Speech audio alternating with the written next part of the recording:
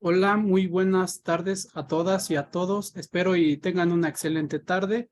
El día de hoy daremos continuidad al tema El Sindicato, impartido por el maestro Alejandro Avilés Gómez.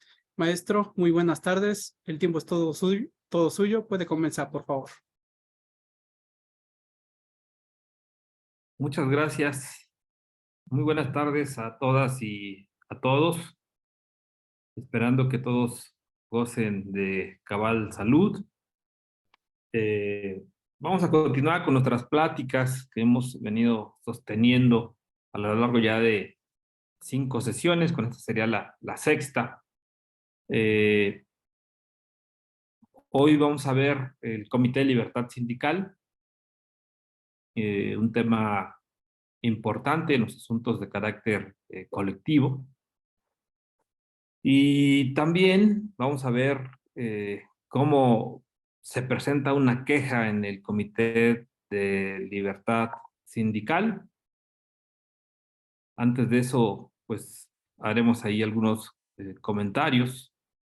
Primero que nada, el día de hoy el presidente de la República anuncia un incremento salarial a los maestros del 8.2%. Dice que ningún maestro deberá ganar menos de 16,000 pesos de aquí en adelante, que es más o menos el promedio de lo que tiene como ingreso un trabajador. Es el promedio en el IMSS, pues. Lo que no dejó claro el presidente es a qué sectores de profesores se va a dar este incremento, ¿no? Por ejemplo, si nada más a los de la Secretaría de Educación Pública o a otros organismos descentralizados que dependen también pues, de los recursos gubernamentales. Y esto es una medida que se da en el marco del Día del Maestro, en el marco de una manifestación de profesores simpatizantes de la Coordinadora Nacional de Trabajadores de la Educación, que como saben ustedes es la disidencia del Sindicato Nacional de Trabajadores de la Educación, un gremio muy poderoso y que, por supuesto, esta disidencia pues tiene un peso muy importante en la toma de las decisiones, porque no obstante que son la disidencia y podemos decir que es una minoría, pues son cientos de miles quienes componen esta disidencia. Pero aquí tal vez valdría la pena hacer una pequeña comparación de qué sectores son a los que se beneficia y a qué sectores son a los que se les golpea.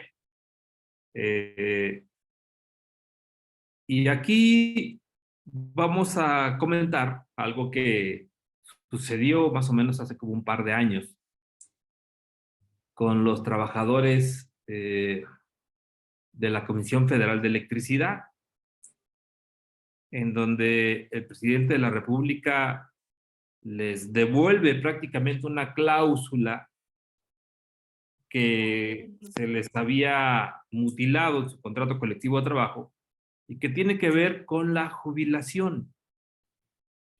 El presidente de la República, no sé si hace 2 o 3 años, en el marco de una revisión de contrato colectivo de trabajo, decidió regresarle a ese sector una modalidad de jubilación en la que los años para hacerlo regresan a como estaban con anterioridad, es decir, a una edad mucho menor a la que muchos de nosotros nos podríamos jubilar. Y esto evidentemente, estamos hablando de un gremio sindical muy grande, con mucha membresía. Eh, el día de hoy, pues nos encontramos con esta noticia, que es muy buena, por supuesto, en la que se incrementa el salario de los maestros. Hay que decir que los maestros de la SEP no ganan tan mal. Me tocó ver por ahí algún recibo de pago, los cuales tenían, pues, una especie de 2 o 3 plazas, ¿no? O sea, no podía explicarlo bien, pero que tienen varios ingresos los profesores. Y bueno, es un gremio de más de 1,5 millones de personas, ¿no? O sea, es un gremio importantísimo. No olvidemos también que eh, en el Estado de México, pues un gran número de esos maestras y maestros, pues se encuentran. Y que al final del día es complicado porque otros sectores han sido golpeados sobremanera, ¿no? Estamos hablando de organismos descentralizados como el Instituto Mexicano de Tecnología del Agua, como la llamada Banca de Desarrollo, donde está entre otros Bancomext, eh, la Agencia de Noticias del Estado Mexicano, Notimex, eh, los centros de investigación, donde incluso ya hay una nueva ley de ciencia y tecnología que ha dado mucho de sí a partir de que la misma fue aprobada, eh, pues para muchos al vapor, ¿no? Entonces, hay una gran diferencia, porque estos sectores, los golpeados que yo hago referencia, pues tienen una filiación sindical o son el número de trabajadores, se quedan muy cortos, muy pequeños comparados a la de estos dos sectores, al educativo y al de la Comisión Federal de Electricidad. Y bueno, otro digamos, gremio que también ha quedado fortalecido es el de los petroleros, ¿no? También este tema eh, es importante porque han sabido mantener sus relaciones laborales. El contrato colectivo se mantiene intacto y, por supuesto, han llevado a cabo sus elecciones sin mayor problema. ¿Alguien se acuerda, por ejemplo, del exdirigente petrolero? Eh, Ellos llevaron a cabo su elección de comité ejecutivo con el voto electrónico y el resultado es que el candidato oficialista arrasó con la votación, no obstante que uno de los candidatos, de las candidatas, incluso era una senadora del partido en el poder. Entonces, hay cosas muy interesantes. No quiero decir que el dirigente actual del sindicato petrolero haya sido afín al gobierno, seguramente no, pero lo que quiero decir en todo caso es que hay cosas que no se pueden dar únicamente por decreto. Una de las banderas del actual gobierno es precisamente la democratización de las organizaciones sindicales. Sin embargo, ustedes vean, y la reforma laboral no ha sido suficiente para lograr una mayor tasa de sindicación en nuestro país. Tampoco ha sido suficiente para desbancar a las centrales obreras hegemónicas en el país, como es la Confederación de Trabajadores de México, la CTM, como es la CROC o como es la CROM. Y sin embargo, ustedes ven constantemente que, por ejemplo, en el 86 aniversario de la CTM, pues bueno, eh, eh, en el 85, en el anterior, pues el presidente de la República no duda en estar ahí presente, evidentemente titular de la Secretaría de Trabajo y Previsión Social. Lo que quiero decir en todo caso es que los sindicatos siguen siendo vistos como un botín político. Los sindicatos son vistos como entes en donde pueden incidir ante sus agremiados y definir elecciones. Sindicatos como el Sindicato Nacional de Trabajadores de la Educación, que les da hasta para hacer un partido político sin mayor problema, ¿no?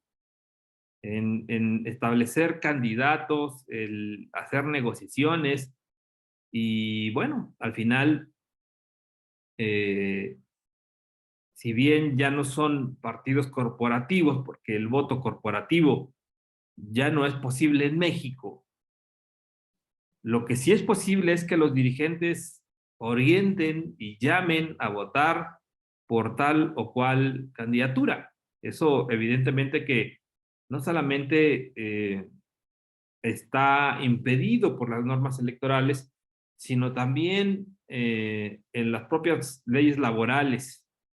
Hay una prohibición de no ejercer coacción ni presión hacia las personas trabajadoras. Sin embargo, en nuestro país aún no ha permeado la reforma laboral, eso hay que decirlo con mucha responsabilidad.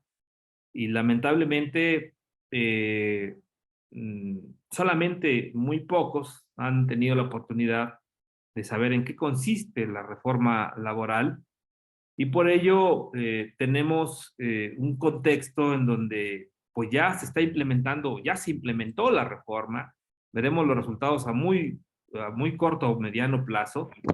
Sin embargo, hace falta todavía mucho por hacer, pero todo lo que está detrás de muchas decisiones tiene en el fondo algún tipo de decisión política.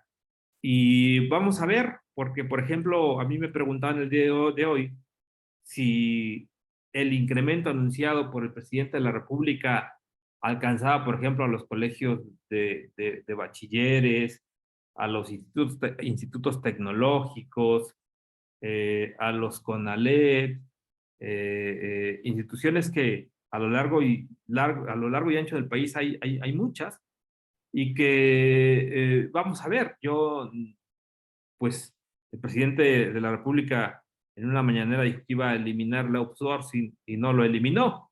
El presidente de la República en una mañanera dijo que una vez que la Suprema Corte declaró constitucional la aplicación de las sumas para el tope de las pensiones, el presidente dijo vamos a resolverlo, vamos a atenderlo.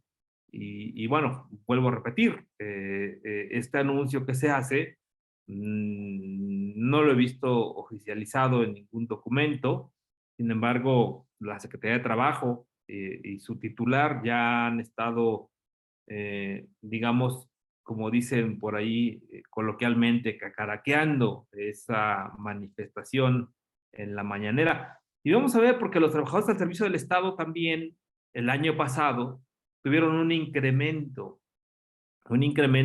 que se fue o que se denominó una compensación, se fue al rubro de la compensación garantizada y también se los hizo de manera retroactiva, incrementos que variaban según los ingresos de cada persona trabajadora. Entonces, diario estamos viendo noticias nuevas, aseveraciones nuevas. Por ejemplo, el día de hoy me conectó a un curso que hace referencia a la contratación equitativa. La contratación equitativa, un término empleado para hacer referencia al trabajo de los migrantes que van de un país a otro buscando nuevas oportunidades y se ha denominado contratación equitativa a el respeto a los derechos laborales aún de las personas migrantes. Fue un webinar que también estuvo en vivo, en el cual hubo 4 países invitados, entre ellos, por supuesto, México, estuvo también Guatemala, El Salvador, Honduras, y eso, países a los que le han denominado, no recuerdo, como el triángulo,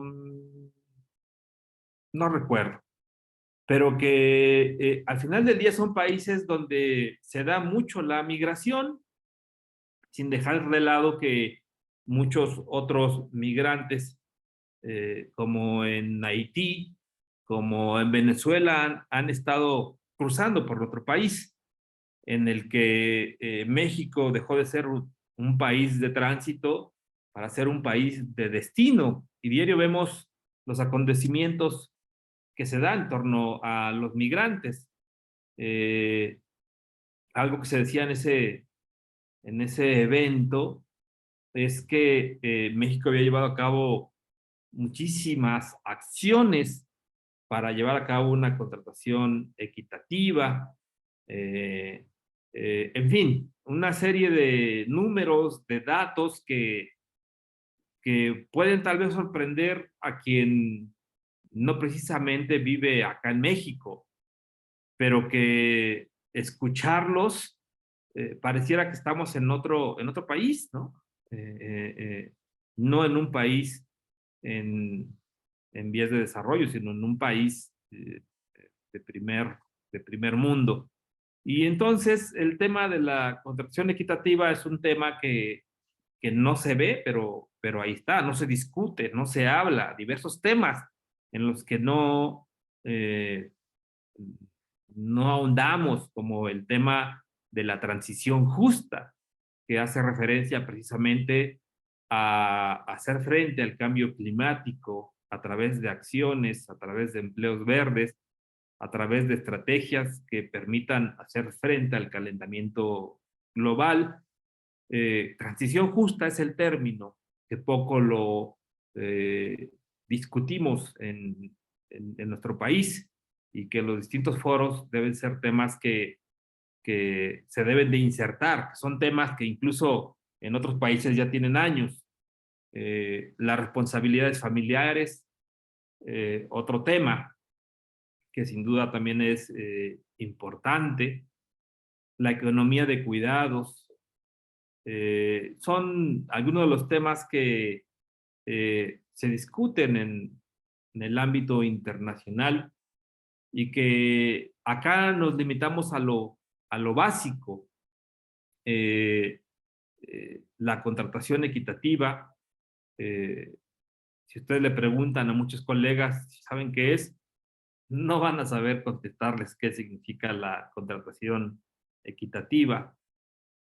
Nuestro país, eh, pues en su artículo primero, referente a los derechos humanos, pues habla precisamente de estos principios que los van a regir, y que son aplicables también a los migrantes. Nuestra Ley Federal del Trabajo, artículo segundo, habla del trabajo digno decente, y hace referencia a las características del trabajo digno decente, y entre otras cosas dice que no habrá discriminación por distintas razones, pero sobre todo por su condición migratoria. En efecto, nuestra legislación es muy buena, muy bonita, muy profunda, pero que al momento de la aplicación ahí muchas veces topamos con pared. Hay muchos temas, pues, en el debate de nuestro país. Hay temas en los que hay que estar totalmente actualizado. Y hay uno más eh, que tiene que ver con la publicación el día de hoy en el diario oficial de la Federación, mediante el cual se emite la convocatoria para que los sindicatos de trabajadores y de patrones evidentemente que cuenten con un registro a través de su toma de nota, y también a los patrones independientes puedan elegir el 25 de junio de 2023 a quienes habrán de ser sus representantes ante el órgano de decisión de la Comisión Nacional de los Salarios Mínimos, que se denomina Consejo de Representantes para el periodo 2023 y 2024.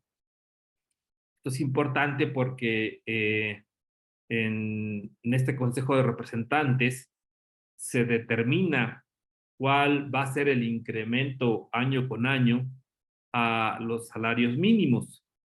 Y en la Comisión Nacional de los Salarios Mínimos, es decir, la Comisión de Representantes, pues están representados, valga la redundancia, los diversos sectores, como cuáles, el comercio al por mayor y al por menor, ese es uno, la minería es otro, las industrias manufactureras, la agrícola, ganadería, aprovechamiento forestal, pesca y caza. Otro grupo es el de la construcción. Uno más es la de servicios de hospedaje, preparación de alimentos y bebidas, esparcimiento, culturales y deportivos. Un séptimo grupo en el cual su servidor hasta el momento ahí me encuentro, que es el sector educativo, y este comprende unidades económicas dedicadas principalmente a ofrecer servicios de enseñanza y capacitación en una gran variedad de materias. Es decir, que ahí pueden estar sindicatos no solamente de instituciones públicas, sino incluso también de instituciones privadas. Hay otros 4 más, es el sector de transporte, el de servicios de salud y asistencia social, el de negocios, servicios profesionales, financieros e inmobiliarios y otros. Uno más que es el de telecomunicaciones y otro es la generación y distribución de electricidad, suministro de agua y gas. Son los que participan y bueno, ya está ahí la convocatoria para que si ustedes quieren echarle un ojo de cómo es que se lleva a cabo. Hay una guía también mediante el cual pues viene a detallar cómo se lleva a cabo el procedimiento en la elección del Consejo de Representantes, que en los últimos 8 años ha tenido una especial relevancia. Una especial relevancia motivada en gran medida por la reforma a la Constitución, al artículo 123, apartado A, que se refiere a la desvinculación o desindexación del salario mínimo y la creación de la unidad de medida y actualización. Esto fue un parteaguas importante porque a partir de esa fecha se otorgan incrementos importantes al salario mínimo, también con un poquito de imaginación del Consejo de Representantes, al crear el monto independiente de recuperación. Si ustedes ven los decretos mediante el cual se incrementa el salario mínimo, van a ver que, por ejemplo, el año pasado se incrementó el 10% y el otro 10% corresponde a una cantidad en efectivo denominado monto independiente de recuperación. Y en ese sentido, en la publicación de este decreto, se dice que este monto independiente de recuperación no podrá utilizarse para parámetro para las negociaciones colectivas, ¿no? Y esto evidentemente lo dice, pero pues no hay manera de obligar a un sindicato que no ponga como referencia el incremento al salario mínimo. De hecho, en los emplazamientos a huelga, casi todos vienen con una justificación del por qué van a requerir el incremento salarial y muchos de esos emplazamientos pues prácticamente piden el 20% de incremento salarial. El argumento principal es el incremento al salario mínimo y un segundo argumento es la inflación que ha imperado en las últimas fechas en nuestro país. Al final del día ha habido negociaciones colectivas que han alcanzado hasta el 16%. Son muy excepcionales, no abarca un gran número de trabajadores, pero principalmente se ha dado en la industria extractiva, en la industria minera. Ahí ha habido incrementos importantes. Otros incrementos más o menos importantes se han dado en el sector automotriz, que han ido desde el 10 y hasta el 11%. Y de ahí para abajo, lo cierto es que el incremento real del salario mínimo está 4 o 5 puntos arriba que el de la inflación, mientras que los incrementos reales contractuales están muy por debajo de la inflación, están en un -3 o -4%. Y esto evidentemente está provocando digamos, una crisis en las revisiones contractuales. Si le suman a ustedes que el artículo 90, último párrafo de la Ley Federal del Trabajo, estableció hace un par de años que los incrementos a los salarios mínimos no estarían nunca por debajo de la inflación, entonces esto viene a todavía un poquito a ser más complicado lo que se vive en las contrataciones colectivas, en las que los incrementos no han sido suficientes. Y en ese sentido es que se tienen que buscar nuevos mecanismos, se tienen que buscar nuevas formas, se tiene que echar a andar la imaginación para que los salarios contractuales puedan despegar.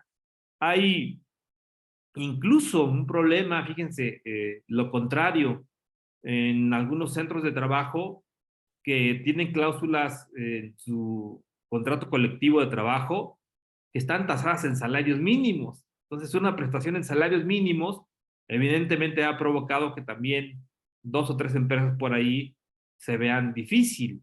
Pero estamos en una situación complicada porque los salarios tabulares establecidos en los contratos colectivos se están quedando rezagados. Vamos a llegar, si esto se mantiene así, a un punto en que los salarios mínimos pues tengan que empujar los salarios contractuales, porque en nuestro país nadie puede ganar menos de un salario mínimo. Y si el salario mínimo en este momento está en 207 pesos, y si en diciembre se decide incrementar de nueva cuenta en un 20%, tenemos que alcanzaría pues los poco más de 250 pesos y hay salarios contractuales de 230, 240, es decir, que de seguir esa tendencia, pues ya para qué emplazan los sindicatos, ¿no? Si al final del día el salario mínimo va a empujar los salarios que actualmente perciben. Y mal por los salarios contractuales, por supuesto, pero bien por los salarios mínimos. Es algo que obedece o se debe a la reforma de 2016 y que a veces poco sabemos de ello, ¿no? Pensamos que el salario mínimo se ha incrementado en los últimos años simple y sencillamente por una política gubernamental y que en parte, hay razón, porque sí se ha buscado el cabildeo por parte del gobierno con los sectores de trabajadores y de empleadores para lograr estos incrementos.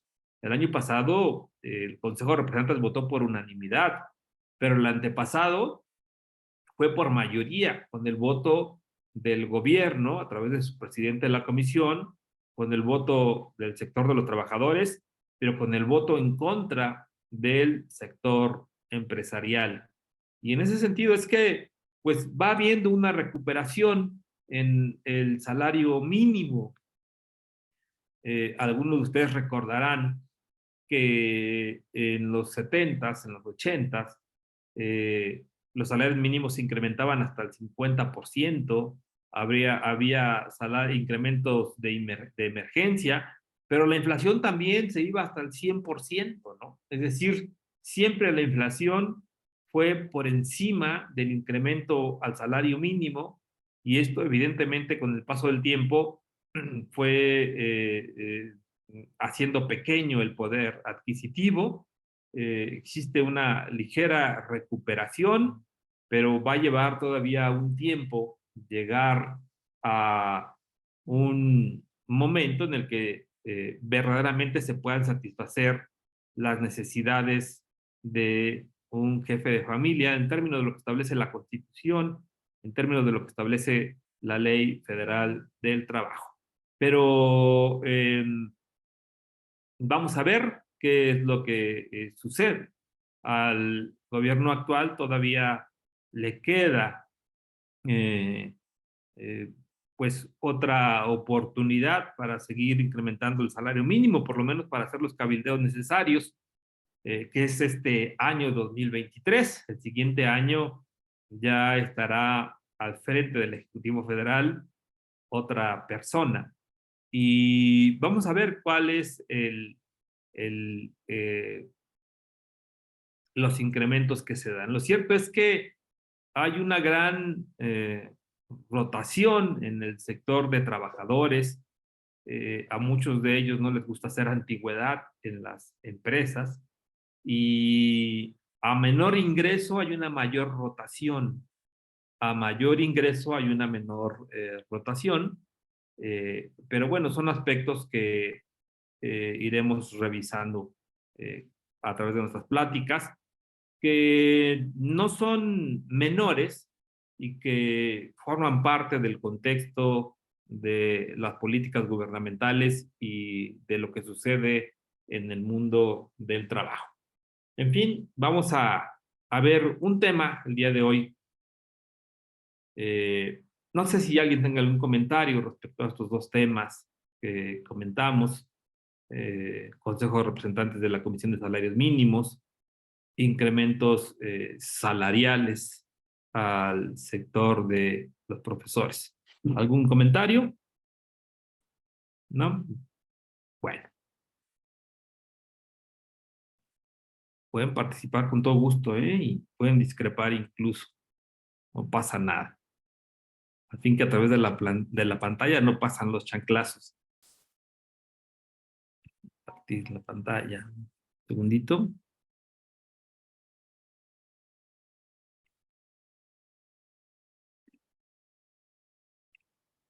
Que me busco mi presentación.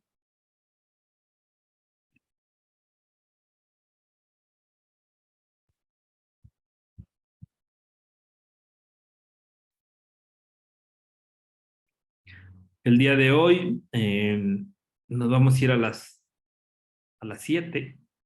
Vamos a dar un receso en unos 20 minutos más.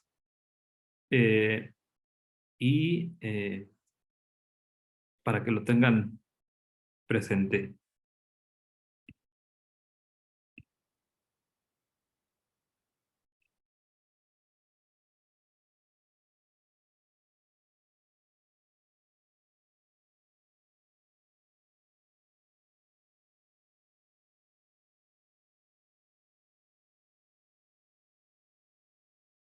Bien.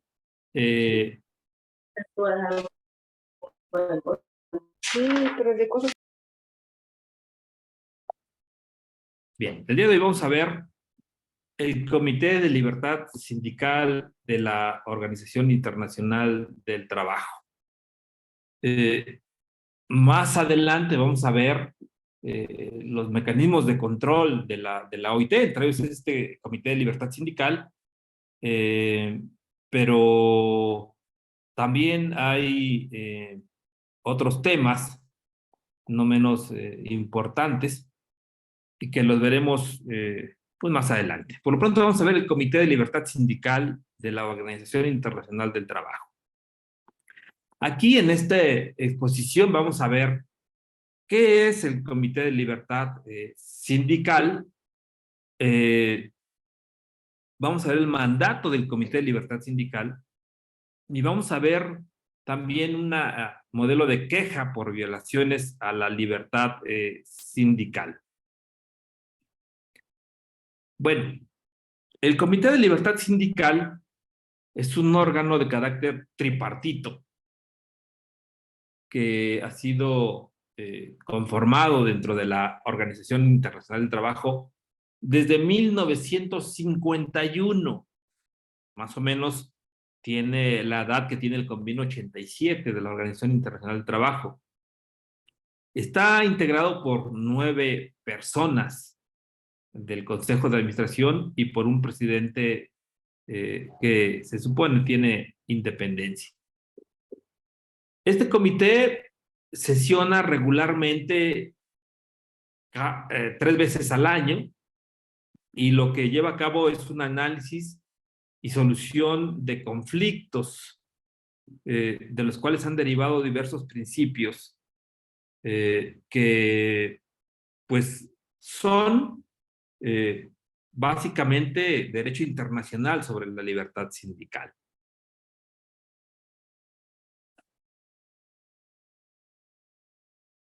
El Comité de Libertad Sindical determina el alcance y contenido de los convenios en materia de libertad sindical y negociación colectiva.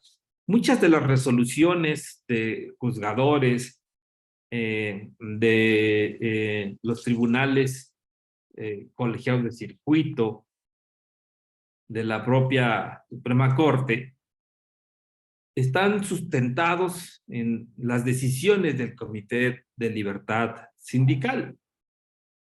Decisiones que podemos consultar, evidentemente, en Internet, y que la última de ellas es la de 2018, que es una recopilación de decisiones del Comité de Libertad Sindical y que valdría la pena echarle incluso un vistazo porque trata diversos temas que tienen que ver precisamente con todo lo que esté alrededor del comité, perdón, de la libertad sindical. ¿Cuál es el mandato del Comité de Libertad Sindical? Bueno, su mandato es garantizar el derecho humano de libertad sindical, ¿no? Hay quien les llama derechos humanos, hay quien le llama derechos fundamentales. Los especialistas dicen que uno y otro son cuestiones distintas. Sin embargo, nosotros no vamos a meternos en ese tema, en ese debate. ¿Cuál es el objetivo, primero que nada, de la Organización Internacional del Trabajo? Mejorar las condiciones de trabajo y promover la libertad sindical en los distintos países.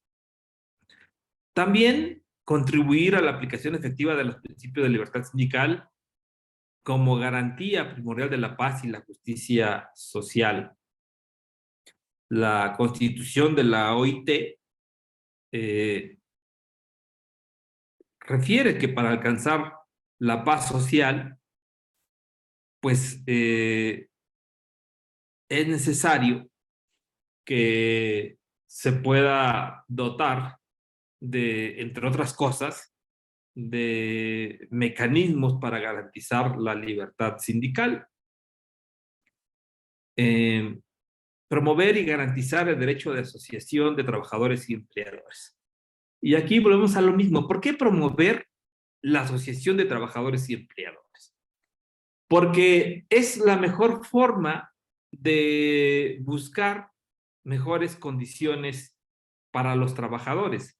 Es la mejor forma de que el empleador pueda también hacer compromisos, acuerdos, convenios, negociaciones que también permitan al empresario pues mejorar, por ejemplo, en su productividad. Entonces, los objetivos de la OIT no solamente se limitan a la hechura de convenios, como los convenios fundamentales, como los convenios de gobernanza, que más adelante los veremos, o hacer recomendaciones que no sean, que generalmente no son vinculantes, o recomendaciones que complementan algún convenio y que sí son vinculantes, o que cada año en la Comisión de Aplicación de Normas, la famosa CAN, pueda analizar si un país ha cumplido o no con un convenio ya ratificado, sino que también tiene un comité que es el Comité de Libertad Sindical, donde, como su nombre lo dice, y ya comentamos, tiene que ver con aspectos de índole colectiva. Este comité tiene un mandato. Ese mandato consiste en determinar si un caso concreto, desde el punto de vista legislativo, desde la práctica, se ajusta a los principios de libertad sindical y de negociación colectiva, derivado de los convenios sobre estas materias. Y en este sentido es que vimos, por ejemplo, la última clase, vimos algunas resoluciones en torno a cuotas sindicales, por ejemplo.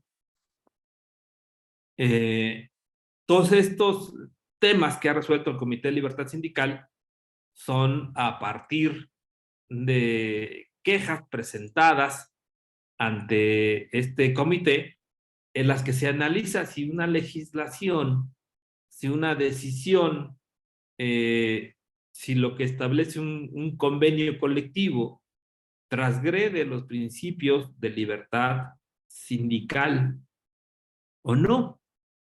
Y en ese sentido el comité ha resuelto muchísimos casos, eh, algunos de ellos que tienen que ver con el derecho de huelga, un tema importantísimo que el comité resuelve.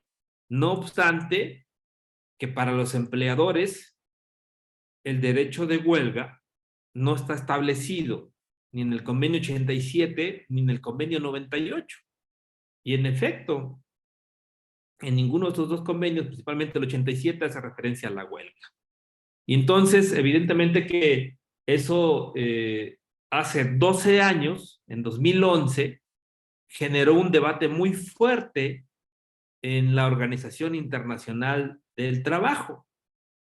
Debate que hasta el día de hoy subsiste y que ha dado pie a que los trabajadores, el sector de los trabajadores,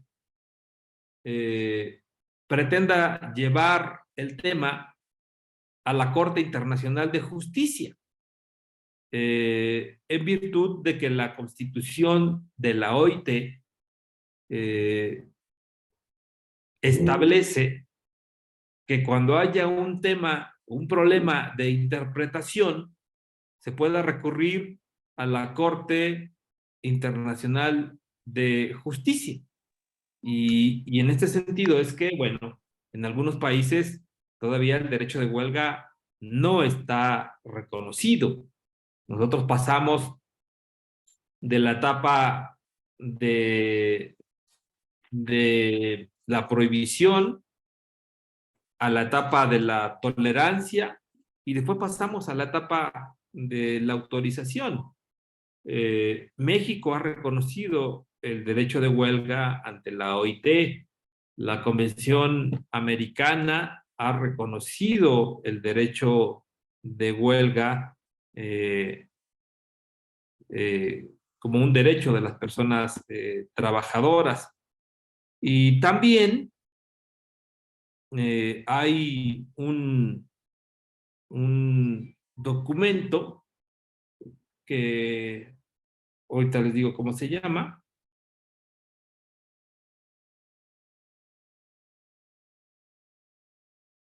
Un segundito porque se me fue el nombre totalmente.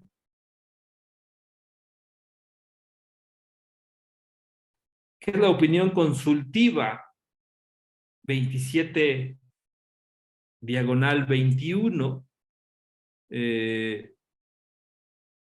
que se realizó a la Comisión Interamericana de Derechos Humanos,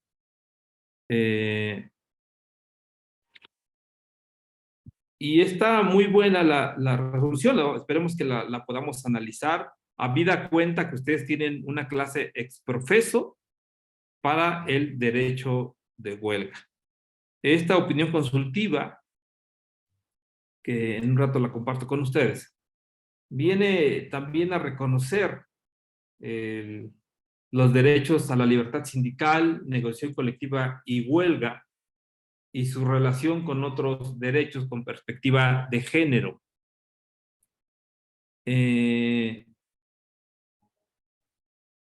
Surgió a partir de que la Comisión Interamericana de Derechos Humanos presentara una solicitud de opinión consultiva a la Corte Interamericana sobre el alcance de las obligaciones de los países miembros bajo el sistema interamericano sobre las garantías de libertad sindical y su relación con otros derechos. Y está interesante esta resolución. Lo cierto es que para ver el tema del derecho de huelga hay mucho que ver en ese sentido. Pero que en todo caso el comité resuelve este tipo de asuntos, por decir uno, pero hay muchos otros que más adelante vemos el índice nada más de la compilación de decisiones del Comité de Libertad Sindical. El Comité de Libertad Sindical también puede recomendar al Consejo de Administración comunicar a los gobiernos las conclusiones del comité, llamándoles la atención sobre anomalías comprobadas e invitando a tomar medidas de remediación. No olvidemos que la estructura de la Organización Internacional del Trabajo es la Conferencia Internacional del Trabajo, que inicia el 6 de junio y termina el 16 de junio de 2023 en Ginebra, Suiza, donde tiene la sede la Organización Internacional del Trabajo, que esa es una de su estructura, es la Conferencia Internacional, el Consejo de Administración, integrado por 56 miembros, 28 de ellos representantes de gobiernos, de los cuales entre ellos está México, en este Consejo de Administración está México, 14 representantes de empleadores y 14 representantes de trabajadores. Y la otra es la oficina del director general, ante quien se depositan los convenios ratificados. Entonces, este es el mandato del Comité de Libertad Sindical. Determinar que una situación concreta es acorde a la libertad sindical o a la negociación colectiva. Examina quejas que le son presentadas y puede recomendar al Consejo de Administración.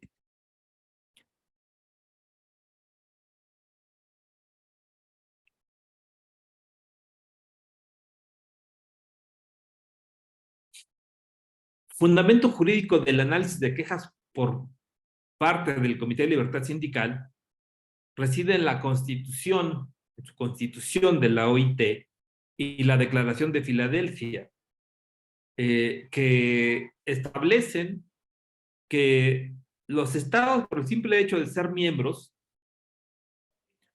deben respetar los principios fundamentales.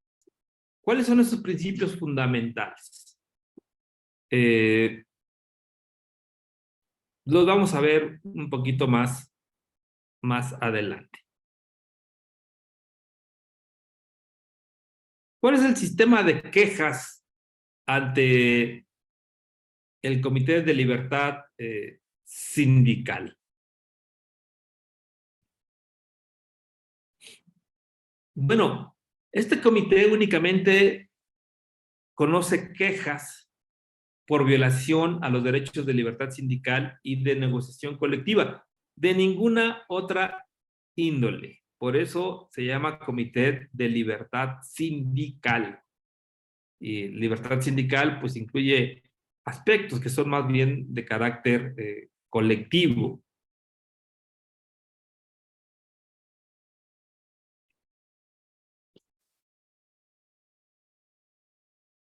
Lo anterior significa que el Comité de Libertad Sindical no conoce de asuntos relacionados que tengan que ver con conflictos individuales, por ejemplo, con condiciones de trabajo, con aspectos de seguridad social, con posesión o propiedad de tierras, con la legislación adecuada en materia de trabajo de los miembros.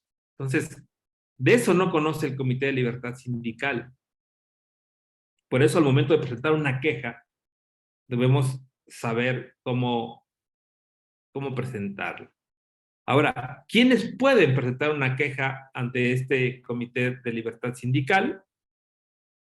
En primer lugar, los sindicatos, las organizaciones de trabajadores. Puede ser una organización nacional que esté directamente interesada en una cuestión. Puede ser una organización internacional de trabajadores que tengan estatuto consultivo ante la OIT. ¿Como cuál? Como la Confederación Sindical Internacional, que es la que tiene más peso en la Organización Internacional del Trabajo. También puede presentar quejas a otras organizaciones internacionales de trabajadores cuando las alegaciones se refieran a cuestiones que afectan directamente a sus organizaciones afiliadas. Quien puede también presentar una queja son los sindicatos de empleadores, por supuesto. No olvidemos que ellos también tienen el derecho de constituir organizaciones que estimen convenientes y que así lo llevan a cabo. Puede ser una organización nacional directamente interesada en una cuestión. También pueden ser organizaciones internacionales de empleadores que también tengan estatuto consultivo ante la OIT, un registro, pues. Y para ellos también hay muchas organizaciones de empleadores que tienen una acción importante en el contexto de la OIT. Y también lo pueden ser otras organizaciones internacionales de empleadores, cuando las alegaciones se refieran a cuestiones que afecten directamente a sus organizaciones afiliadas. También, esto es poco común, pero también lo pueden hacer los gobiernos. ¿Contra quién? ¿Contra un empleador? No. ¿Contra trabajadores? Tampoco. Pero sí lo puede hacer contra otro gobierno. Por ejemplo, no obstante que el TEMEC, de manera particular su capítulo 23A y su anexo 23A, tienen como sustento los principios fundamentales del derecho del trabajo, que vamos a verlos adelante. Esto no significa que únicamente se puedan solucionar con el mecanismo de respuesta rápida que establece dicho anexo 23A o dicho capítulo. También se puede presentar una queja ante el Comité de Libertad Sindical. Esto se ve muy poco, pero también tienen esa posibilidad los gobiernos. Son las 6:02. Si no tienen inconveniente, vamos a un receso. Ahora va a ser de mucho menos tiempo, va a ser de 5 minutos para que continuemos con la actividad. Si no tienen Maestro, inconveniente. sí, me gustaría que nos diera oportunidad para tomar algunas impresiones para nuestra evidencia de la sesión del día de hoy. Si me Claro puede que sí. apoyar dejando de compartir para que Sí, yo podamos dejo salir en compartir. lista. Ok, vamos a tomar únicamente dos impresiones. Quien guste salir en la foto, adelante, podemos sonreír, nos colocamos. Les pido por favor también que no comenten en el chat, vamos a hacer unas impresiones para que no salga el comentario. Ok, vamos con la primera impresión.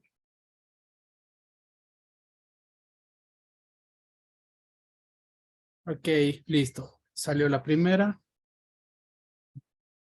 Vamos con la segunda.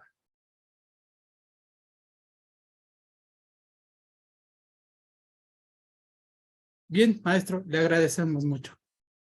Bueno, pero no nos hizo la advertencia de que al momento de encender la cámara tengamos los cuidados pertinentes. Ya ven que lo que le pasó al trabajador del IMSS, ¿no? Pero bueno, es otro tema. Oh, y para comentarles también, la lista de salidas.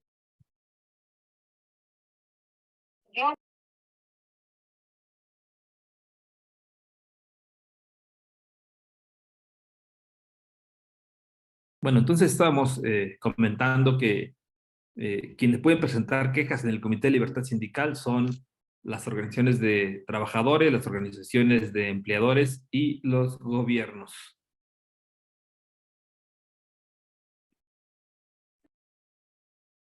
La queja se puede presentar en contra de un gobierno.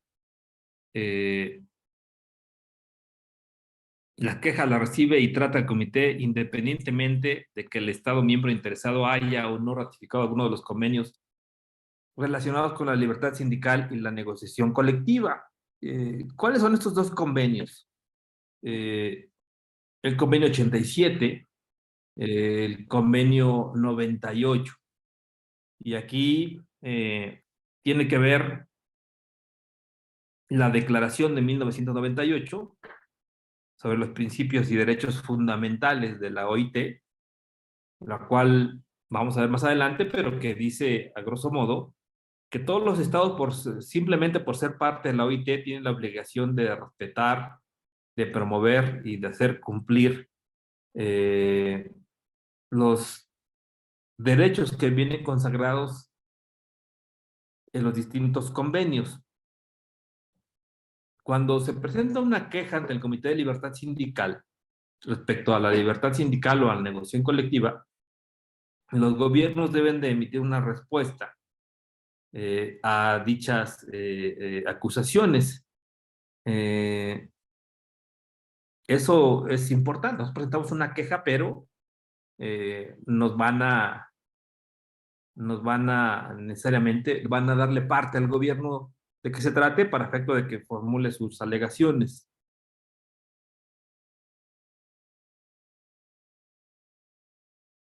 Así como acciones por parte de empleadores o trabajadores o sus organizaciones, ya que los gobiernos tienen el deber de promover y asegurar el respeto de la libertad sindical y la negociación colectiva en todo el territorio. Disposiciones así hay en la ley actualmente de promover el respeto de la libertad sindical y la negociación colectiva, pero hay, por supuesto, temas que tienen que ver con vulneraciones o violaciones a derechos fundamentales. También vamos a ver más adelante que hay una comisión de aplicación de normas y recomendaciones en la que también se presentan algún tipo de queja.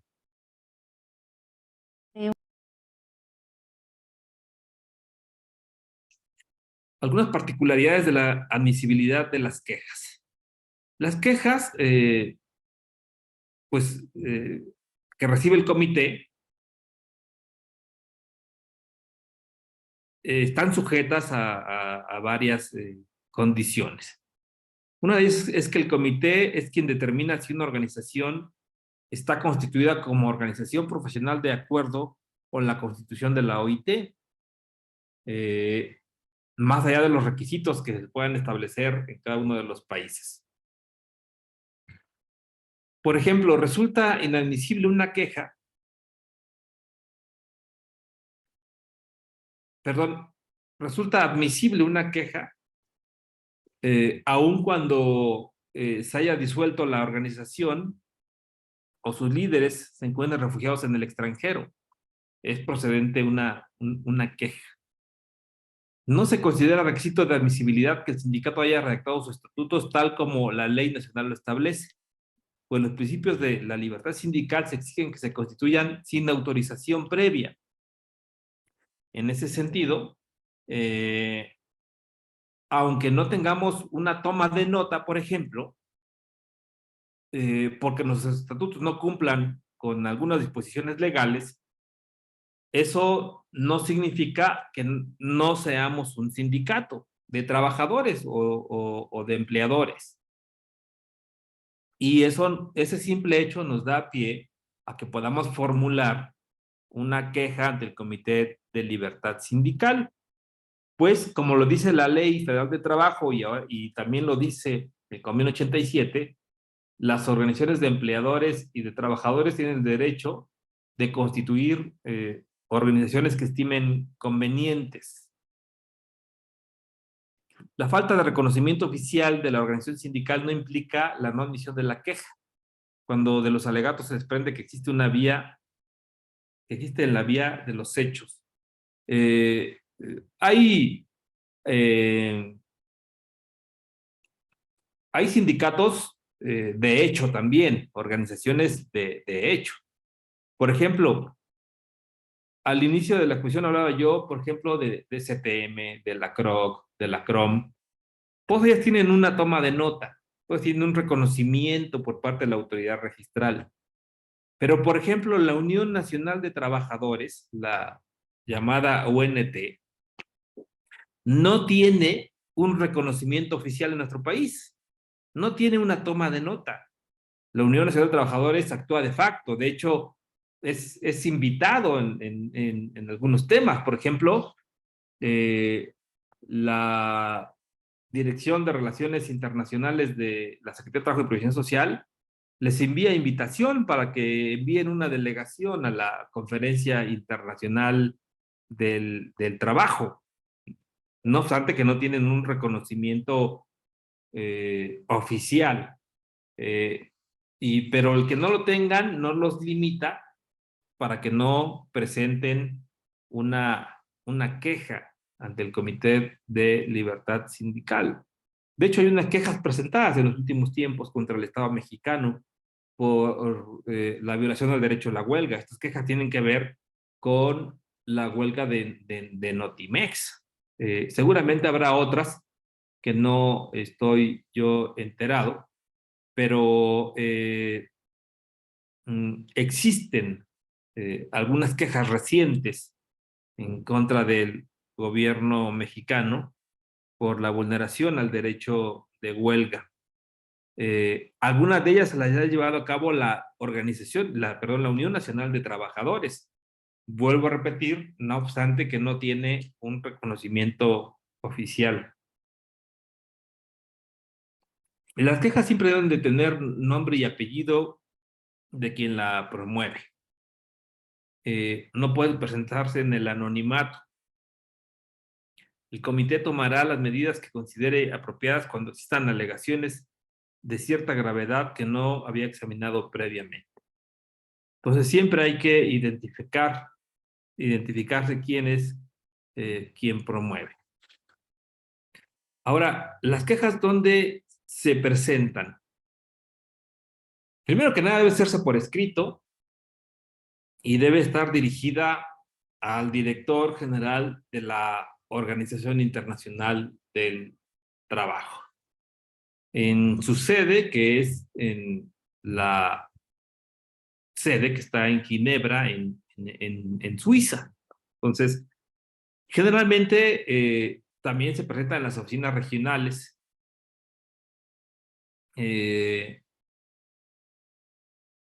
Esto pues hace que sea más lento el procedimiento, ¿no? Así es que si ustedes tienen una queja ante el Comité de Libertad Sindical, pidan que los envíen directamente a Ginebra, Suiza, para que la presenten directamente en la oficina del director general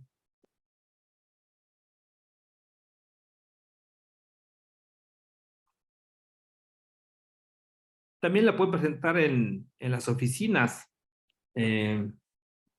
regionales, ¿no? Por ejemplo, hay una oficina para México y Cuba de la OIT.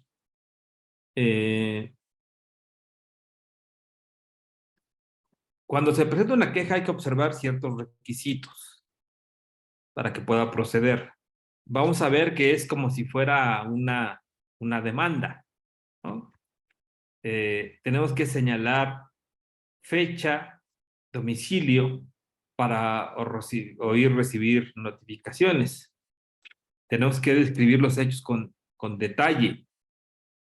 Y lo tenemos que hacer con detalle porque, de no hacerlo así, corremos el riesgo que nos pidan aclaremos algún hecho y esto evidentemente va a generar retrasos, muchos retrasos. No crean que los temas se resuelven rápidamente, llevan su tiempo. Se tienen que anexar los elementos probatorios, incluir las disposiciones relevantes de la legislación nacional que infringirían los principios de libertad sindical y el reconocimiento efectivo del derecho a la negociación colectiva, siempre que esto sea posible. Hay que firmar la queja, evidentemente. ¿Quién la firma? Pues quien tiene facultades estatutarias para hacerla. O cuenta con poder notarial que lo autoriza. Es decir, que tiene que estar con arreglo al artículo 376. La representación del sindicato se ejercerá por su secretario general o por la persona que designe su directiva, sobre disposición especial de los estatutos, ¿no? Entonces, ¿quién es la persona facultada? Generalmente es el secretario general. Él actúa como representante legal del sindicato de conformidad con el 376 de la Ley del Trabajo o salvo que el estatuto disponga de otra cosa. Una vez presentada la queja y cumplidos los requisitos de forma, si la queja es admitida, hay una serie de procedimientos. Se lleva a cabo la notificación al Estado.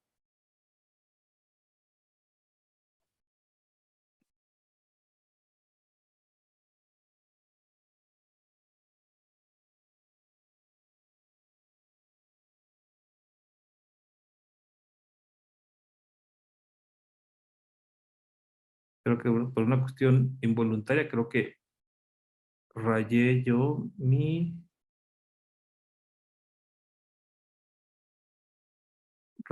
exposición, pero bueno. Bueno, está bien. A ver tantito.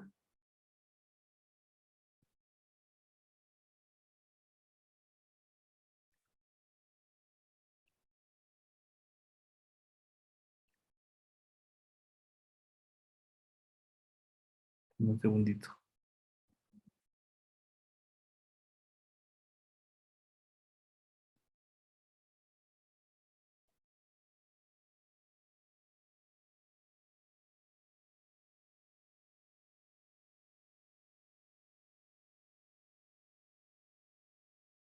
Bueno, no sé qué pasó. ¿Qué hice aquí?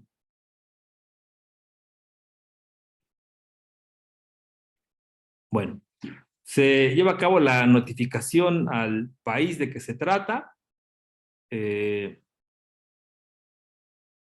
Evidentemente que hay la posibilidad de que las partes lleven a cabo una conciliación voluntaria. Y esto es un mecanismo que actualmente está en una fase de prueba. Y el procedimiento se puede suspender 6 meses, fíjense, o sea, no son procedimientos que se resuelvan rápido. Si las partes deciden someter el conflicto a una posible conciliación, el procedimiento se suspende. De no ser así, el gobierno debe responder sobre todas las alegaciones formuladas en la queja. Lo tiene que hacer con el mayor detalle posible. Y después vendrá una audiencia en donde, si así lo decide el Comité de Libertad Sindical, puede escucharse a las partes. Pero se sigue en todo momento buscando la conciliación.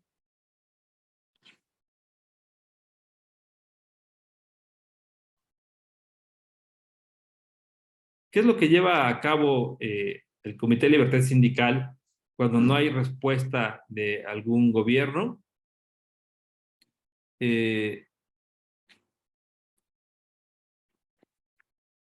Un segundito. Llama la atención especial del Consejo de Administración sobre casos específicos que ha examinado debido a la extrema gravedad u urgencia. En este caso destaca estos casos en su informe bajo el título Casos graves y urgentes, que el comité señala la atención especial del Consejo de Administración. El director general podrá enviar comunicaciones especiales para dar seguimiento a estos casos.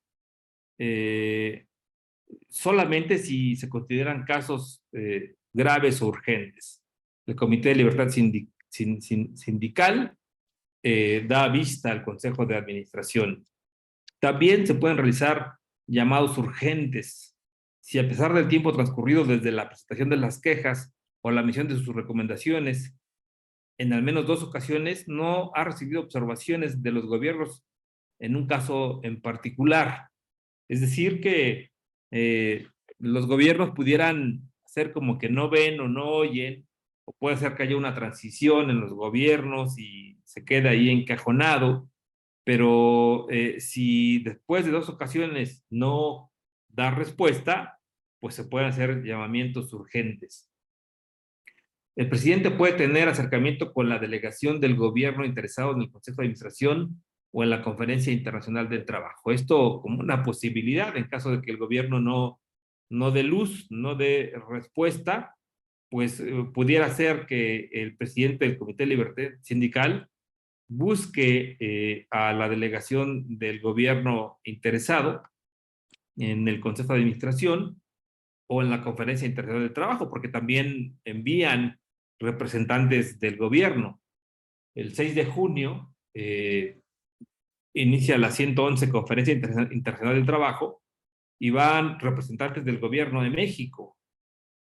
A veces va el titular de la secretaría, no siempre, pero sí van funcionarios públicos del gobierno mexicano, a los que también se les puede contactar en la conferencia internacional.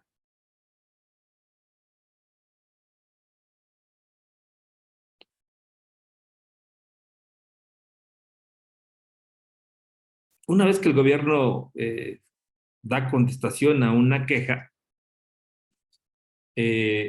la oficina puede solicitar a trabajadores que amplíen sus alegaciones una vez que conozcan la respuesta del gobierno, una especie de réplica, ¿no? En particular cuando las declaraciones contenidas en la queja y la respuesta del gobierno sean contradictorias, pero no aporten ni una ni otra elementos de prueba. Los empleadores también pueden ampliar sus alegaciones a solicitud de la oficina cuando las declaraciones contenidas en la queja y la respuesta del gobierno sean contradictorias, pero no aporten mayores elementos de prueba. Cuando en la queja se hacen señalamientos al sector privado, el gobierno debe obtener la opinión de la empresa a través de la organización de empleadores correspondiente, la cual se debe de incluir en el informe. Es decir, que si hay una violación al derecho de huelga, Al que van a señalar del incumplimiento va a ser directamente al gobierno en turno. Pero si esta violación sucedió en el contexto de una empresa privada, pues bueno, el gobierno tiene que pedir la información correspondiente, no directamente a la empresa, sino a través de la organización de empleadores que tengan registrado.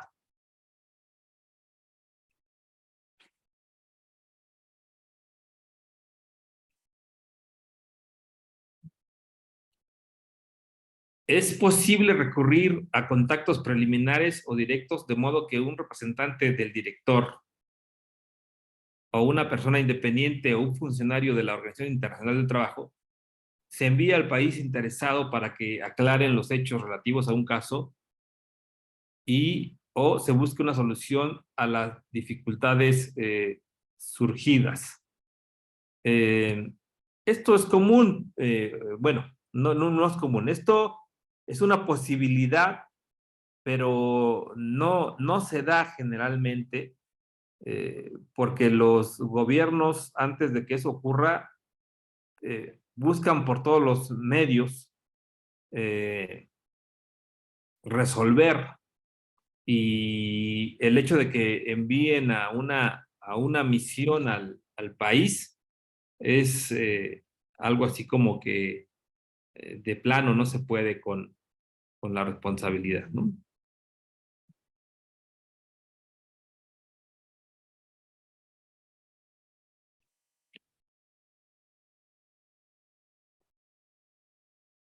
Pueden llevarse a cabo en las primeras fases del proceso en que se trata la cuestión.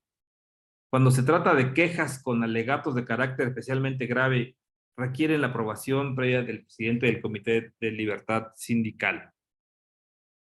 Estos hacen notar la preocupación, explican el procedimiento, buscan respuesta a las alegaciones y explicar los principios de libertad sindical y de negociación colectiva. También puede ser un contacto directo. Pueden realizarse tanto durante el examen del caso o después para dar curso a las recomendaciones del Consejo de Administración, y esto pueden llevarse a cabo solo a invitación de los gobiernos interesados o al menos con su consentimiento.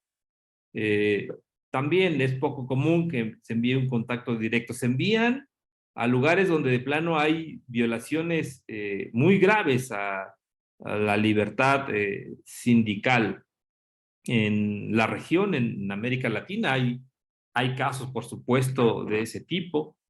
En Haití, en Guatemala.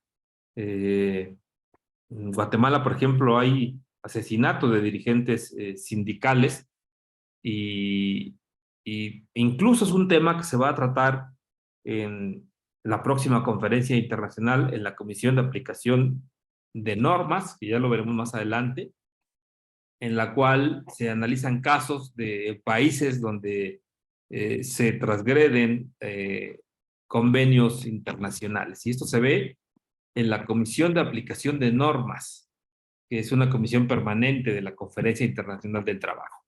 Ahí se ven las violaciones a todos los convenios en la Comisión de Aplicación de Normas. En el Comité de Libertad Sindical únicamente los que tienen que ver con la vulneración al derecho de libertad sindical y de negociación colectiva. La deliberación de las quejas se realiza a puerta cerrada. Los documentos son confidenciales y en la práctica las decisiones se toman por consenso. Esto le da un mayor respaldo a la decisión y no deja lugar a dudas. Casi no hay votos particulares ahí en el seno del Comité de Libertad Sindical. Generalmente tratan de convencerse de la forma en que habrán de resolver algún asunto. Ningún representante ciudadano de un estado contra el cual se haya formulado una queja, así como ninguna persona que ocupe un puesto oficial en la Organización Nacional Querellante de Empleadores o de Trabajadores, y ningún miembro del grupo de trabajadores o empleadores del país concernido podrá participar en los trabajos del Comité de Libertad Sindical cuando éste examine casos en que dichas personas estén interesadas. Asimismo, no se les proporcionarán los documentos relativos a esos casos, pues se tienen que excusar, ¿no? Puede ser que en el Consejo de Administración, como lo es, está en el Consejo de Administración, les dije que son 56 integrantes, 28 países, dentro de esos 28 países está México actualmente. Entonces, tendría que excusarse de conocer de algún asunto donde se involucra el Estado mismo.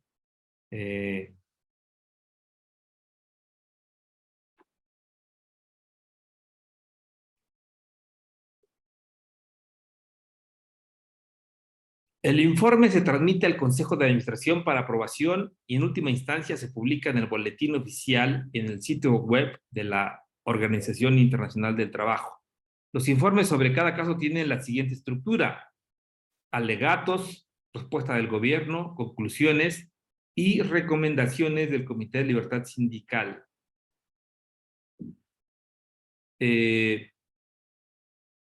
Debido a que el manejo de los casos generalmente continúa durante varias reuniones, los informes sobre los casos utilizan una terminología particular para reflejar el estatus y los resultados. Entonces, generalmente un tema no se resuelve en una primera recomendación, sino que se le tiene que dar seguimiento para ver si esa recomendación es o no resuelta. Hay varios tipos de informes. Definitivo, en donde el Comité de Libertad Sindical puede estimar que un caso no precisa un examen más detenido. Cuando considera que no hubo vulneración a la libertad sindical, cuando se han resuelto las cuestiones planteadas o cuando señala un principio o directrices a seguir sin solicitar que se le mantenga informado. En esta situación el caso queda cerrado. Es un informe definitivo. Provisional, se le pide al gobierno que tome ciertas acciones concretas o proporcione informaciones adicionales para que se pueda proceder a un nuevo examen del caso. También se puede pedir al gobierno que tome medidas y ponga remedio a ciertas situaciones y que informe al Comité de Libertad Sindical al respecto. El Comité de Libertad Sindical normalmente vuelve a examinar el caso cuando recibe información adicional del gobierno o de la organización querellante.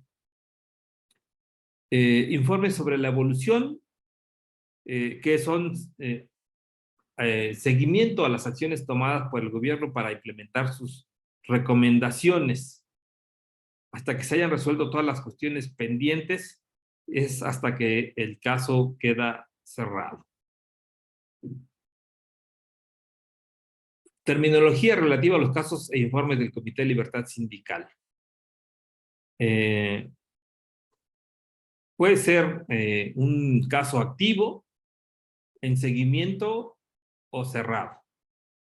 También, lo que acabamos de ver, hay informes por parte de los gobiernos, por parte del Comité de Libertad Sindical, provisionales, o pide que se le mantenga informado, o definitivos. ¿Quién aprueba el informe del Comité de Libertad Sindical? El Consejo de Administración recibe y generalmente aprueba el informe con conclusiones y recomendaciones, enviando el asunto para un seguimiento según sea el caso.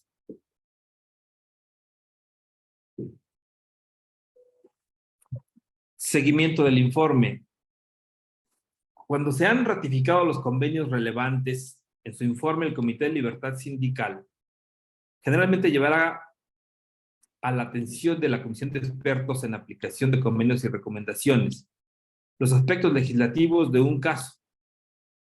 La Comisión de Expertos en aplicación de convenios y recomendaciones dará seguimiento a los temas pendientes relativos a los convenios hasta convencerse de que se han adoptado las medidas apropiadas y que se han resuelto las cuestiones de aplicación. Cuando los convenios relevantes no han sido ratificados, el Comité de Libertad Sindical hará el seguimiento de sus recomendaciones.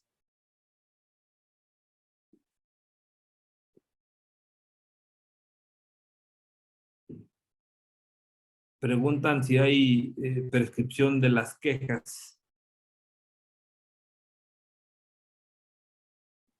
No, el procedimiento no establece un tema de prescripción.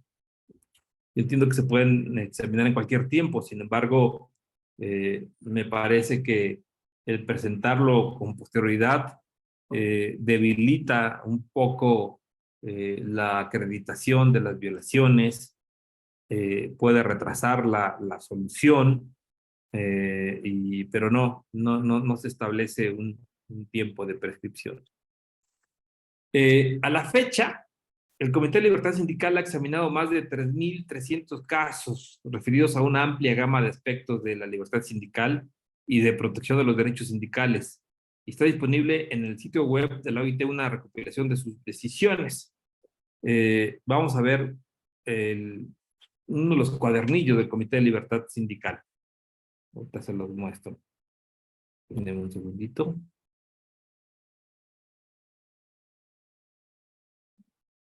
Hay temas muy importantes que se analizan.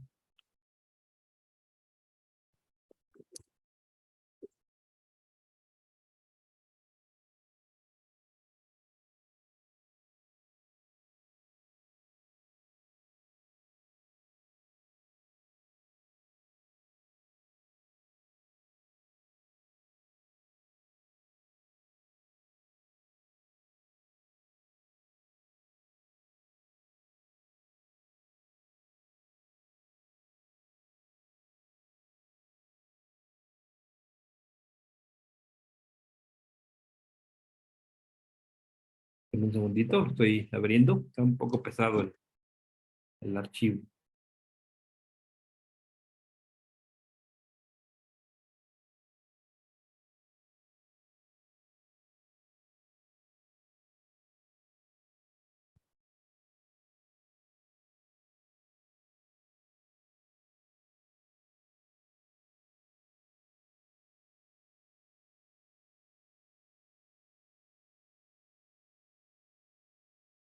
Bueno, estas es algunas recopilaciones de decisiones del Comité de Libertad Sindical. La sexta edición es de las más recientes, no obstante que tiene ya algunos años, sigue teniendo temas muy interesantes de los cuales podemos recurrir. Primero que nada, hace referencia al procedimiento ante el Comité de Libertad Sindical y los interlocutores sociales.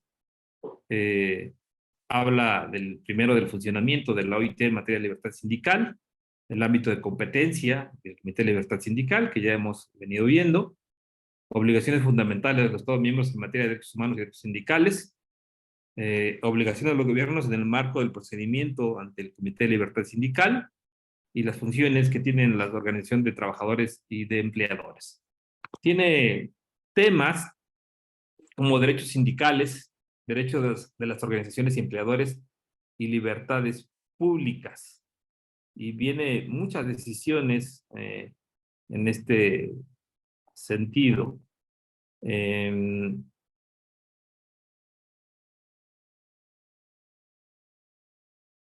segundito. Derecho de los trabajadores y de los empleadores sin ninguna distinción de constituir organizaciones y de afiliarse a las mismas.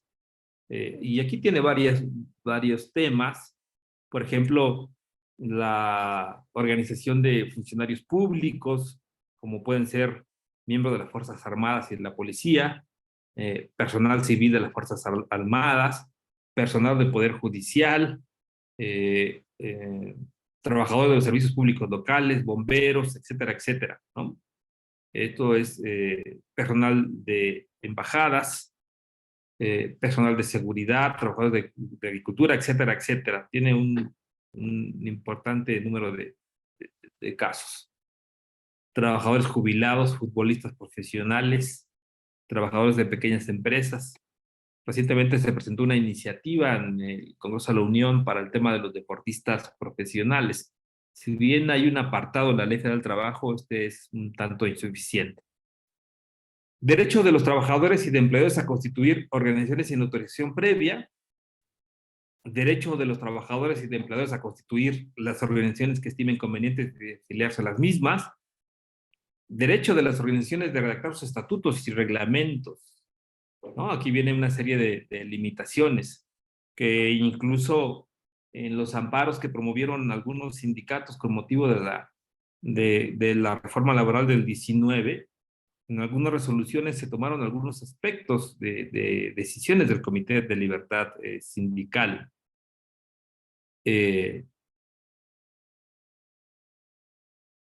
Derecho de las organizaciones de elegir libremente a sus representantes. No puede haber condiciones de elegibilidad. Por ejemplo, en nuestro país, ahora verán, déjenme ver si encuentro el artículo.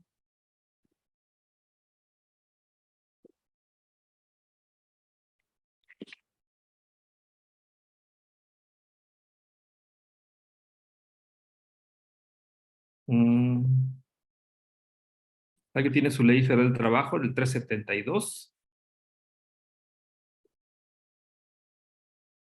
A ver, por aquí lo tengo.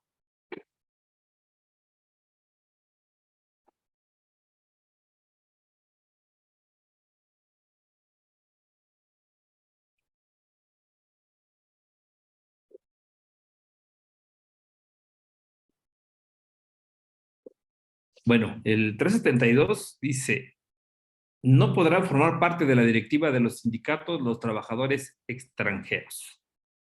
Eso dice el 372. Parece que ahí se equivocaron en la reforma, porque si ustedes ven la primera edición de la Ley Federal del Trabajo comentada del maestro Arturo Alcalde, y ustedes buscan el 372, como lo tengo yo aquí a la vista, dice se deroga. Como ha habido quejas en la Comisión de Aplicación de Normas en torno a la legislación mexicana que establece algunos artículos que son discriminatorios, no lo han modificado, el 372. Se no podrá formar parte de la directiva de los sindicatos los trabajadores extranjeros. Y cuando uno presenta esa observación ante la Comisión de Aplicación de Normas, el gobierno generalmente contesta que es un artículo inoperante, en virtud de que el artículo 2 de la Ley Federal del Trabajo dice que trabajo digno, decente, es aquel en donde se respeta la dignidad humana del trabajador y no existe discriminación por cuestiones migratorias ni nacionalidad. Eso dice el Estado mexicano, dice, pero además en la práctica no hay ningún caso que haya sometido a mi consideración en el que no se permita a una persona extranjera formar parte de la directiva sindical. Sin embargo, dice la Comisión de Aplicación de Normas y Recomendaciones a México, no importa que no haya ningún caso y no importa que tu artículo 2 diga que no existe discriminación. Lo que importa es que debes llevar a cabo la reforma a tu Ley Federal del Trabajo y ajustarla a los ordenamientos internacionales. Evidentemente, pues esto aún no se ha hecho. Pero bueno,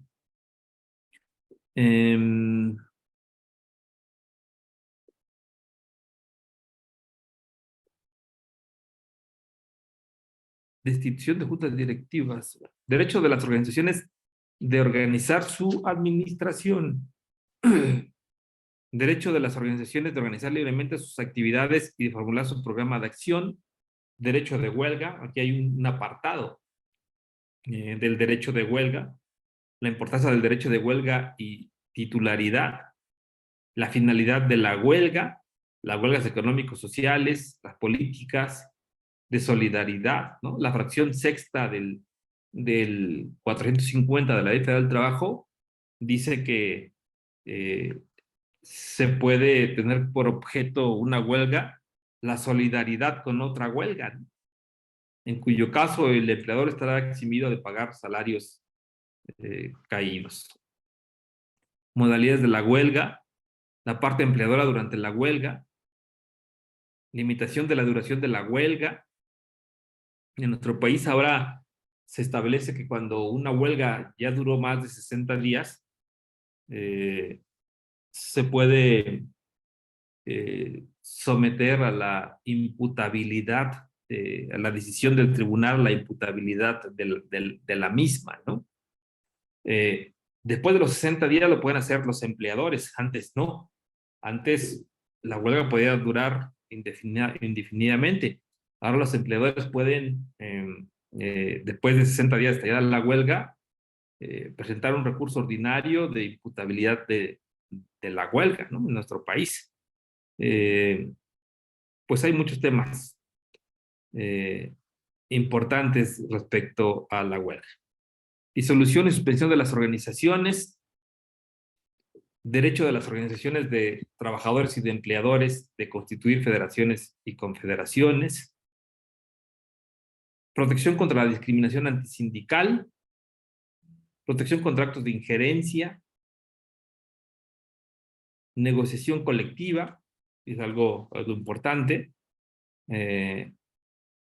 trabajadores cubiertos por la negociación colectiva, funcionarios públicos. Hemos dicho que México no tiene ratificado el 151 ni el 154, lo veremos en una exposición que tiene que ver con negociación colectiva. En fin, aquí habla de varios tipos de trabajadores. Consulta con las organizaciones de trabajadores y empleadores, participación de las organizaciones y de empleadores en distintos organismos y procedimientos, facilidades en favor de los representantes de los trabajadores. Esto es muy importante, ¿no? Hemos dicho aquí, donde existe una pluralidad de sindicatos y la obligación de darle facilidades a los representantes. No solamente el sindicato mayoritario tiene ese derecho, pero luego se vuelve un problema cuando hay una pluralidad de sindicatos y a todos se les tienen que dar facilidades. Conflictos del movimiento, dentro del movimiento sindical, procedimientos especiales de la Organización Internacional del Trabajo para examen de quejas por violaciones en el ejercicio de la libertad sindical. En fin, luego viene una lista de casos de decisiones del Comité de Libertad Sindical. Es un documento interesante. Seguramente muchos de ustedes ya lo conocían y de no ser así, pues está totalmente consultable en las páginas de la Organización Internacional del Trabajo. Pues bien, no sé si hay comentarios de parte suya. Estamos llegando al final de la sesión del día de hoy. Y bueno, si hay comentarios, adelante. Ya les pasaron la lista de asistencia. No observo por aquí. Ignacio Jiménez, por favor.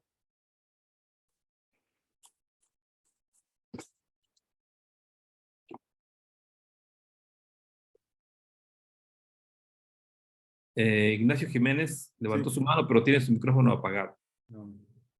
Sí, ya lo arreglé.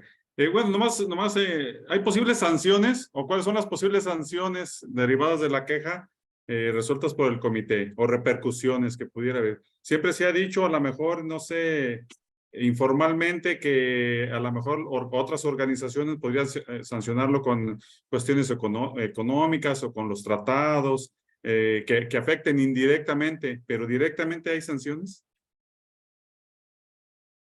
No las hay. Sin embargo, cuando existe una recomendación a un estado, generalmente está bajo la lupa de todos los países miembros de la OIT, porque es un tema que generalmente está respaldado por otro tipo de organizaciones y generalmente muy pocos estados son los que se arriesgan a ser señalados o ventilados sus casos en la OIT, y un poquito de pudor, si lo existe, pues a veces un poquito la vergüenza de esos países que se caracterizan por vulnerar los derechos de las organizaciones, de los trabajadores, pero una sanción como tal no la hay, ¿no? Si bien las resoluciones del Comité de Libertad Sindical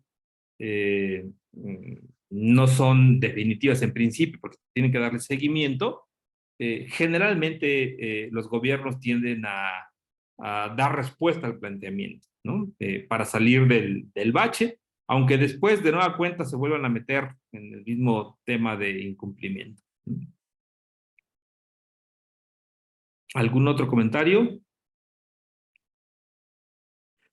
Pues de no ser así, nos veríamos el día de mañana. Adelante, tienen los micrófonos del Poder Judicial del Estado.